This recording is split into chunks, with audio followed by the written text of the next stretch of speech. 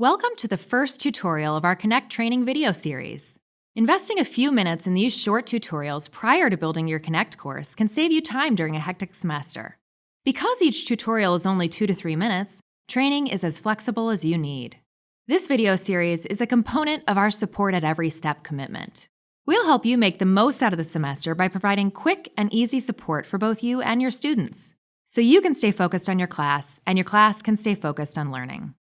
With McGraw-Hill Connect, you have selected a learning technology platform not only designed to improve student learning, but also to save you time and simplify your course management.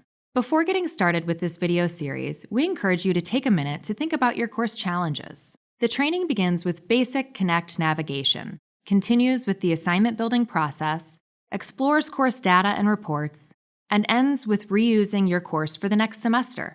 You will also learn tips and tricks along the way for conquering common course challenges.